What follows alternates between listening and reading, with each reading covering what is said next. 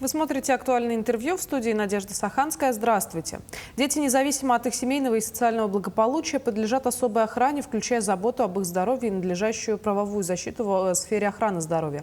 О правах несовершеннолетних в сфере охраны здоровья мы сегодня и поговорим. Гостья студии Любовь Докторова, прокурор отдела по надзору за соблюдением прав, свобод и законных интересов несовершеннолетних прокуратуры Республики Саха. Любовь Юрьевна, здравствуйте. Здравствуйте. Давайте говорить с вами о том, какими правами в сфере охраны здоровья наделены несовершеннолетние.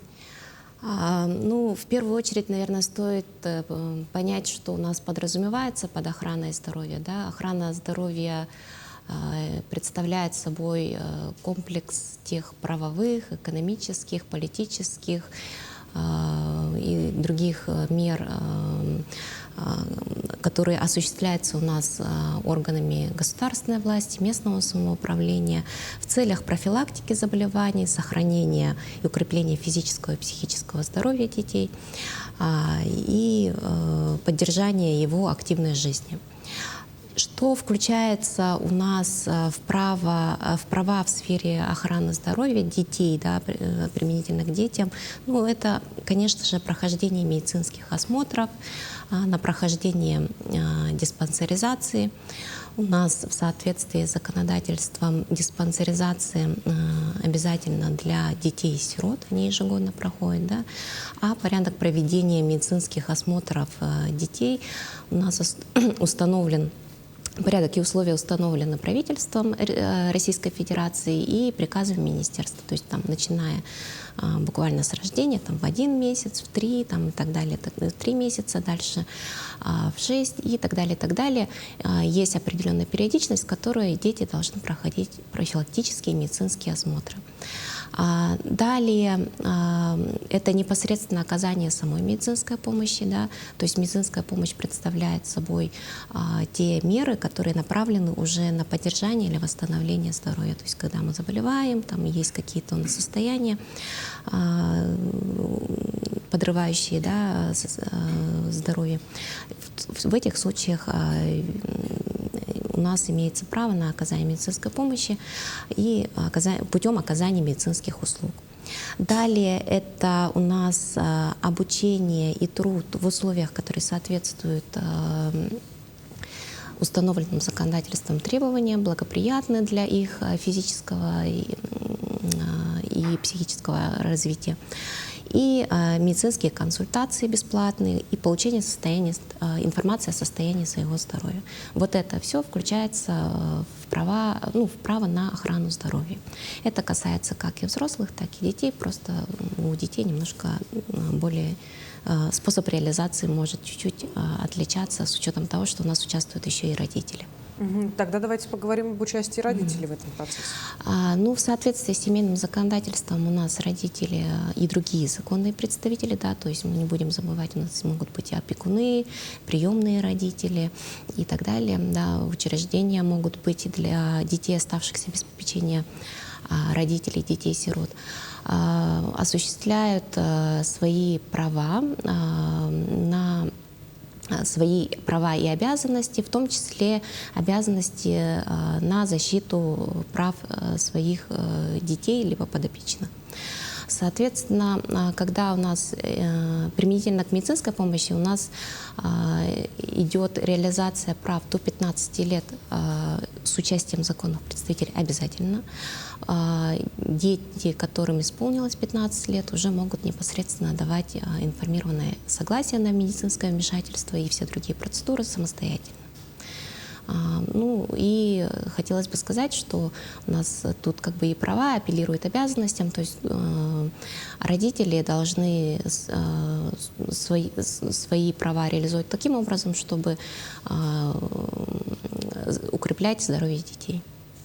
А кто имеет право на бесплатное лекарственное обеспечение?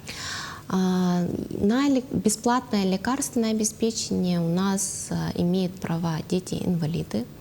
Это дети в возрасте до 3 лет и дети из многодетных семей в возрасте до 6 лет. У нас немножко другой порядок обеспечения лекарственными препаратами для детей, страдающих так называемыми списком заболеваниями, которые входят в список 14 высокозатратных нозологий. Они обеспечиваются за счет федерального бюджета.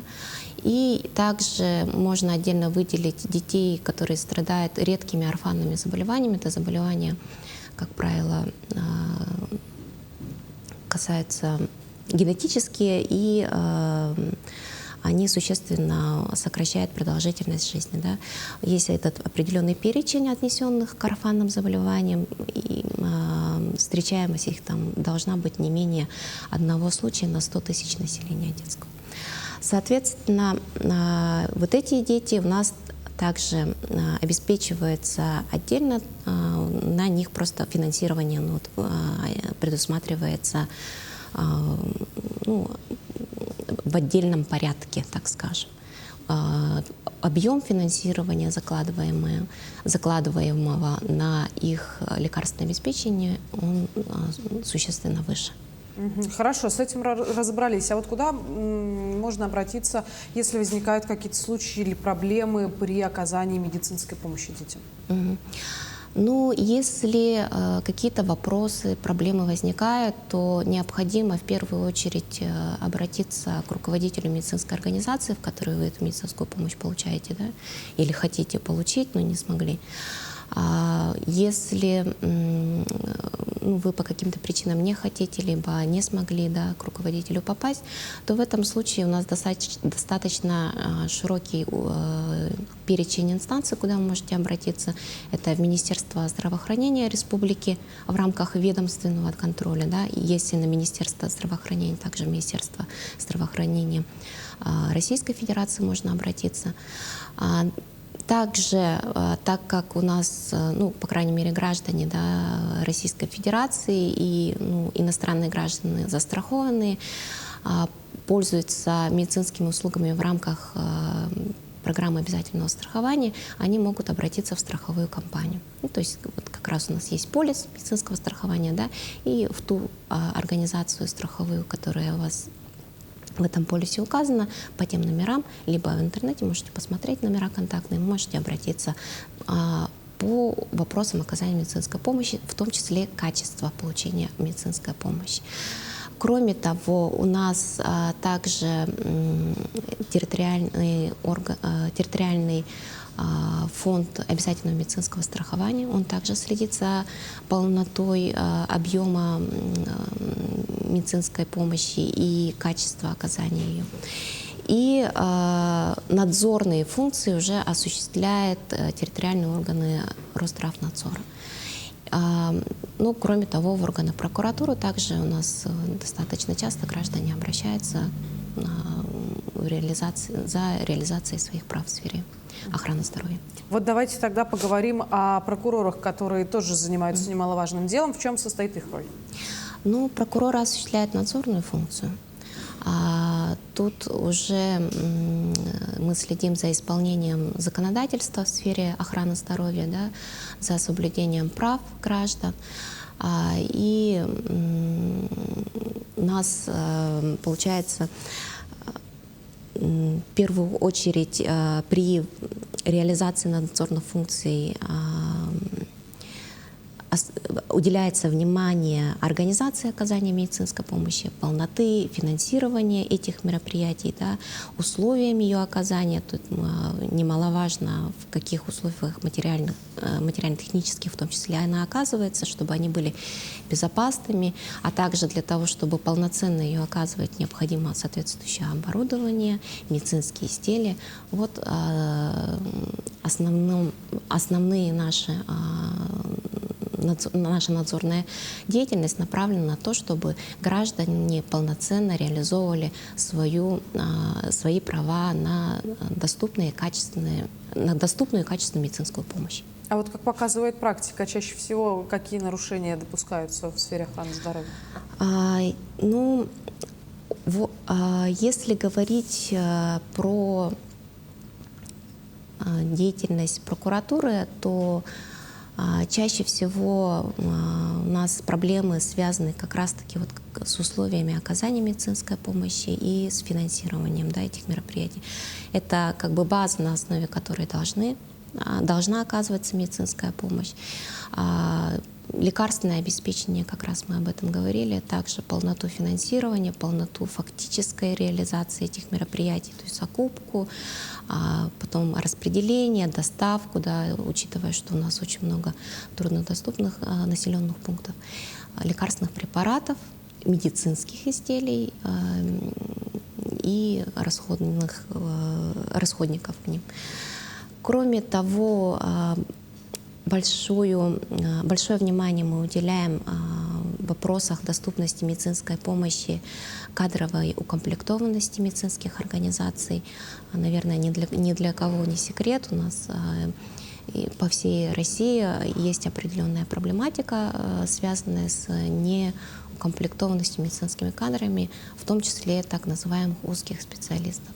К примеру, в текущем году совместно с прокуратурой города Якутска мы провели проверку в Якутском стоматологическом центре, и по представлению прокуратуры республики правительством совместно с Министерством здравоохранения республики было принято решение о увеличении штатной численности медицинского персонала на 41 единицу. То есть там из них 23 единицы — это врачи. То есть количество врачей увеличили. Посмотрели мы, насколько соблюдаются нормативы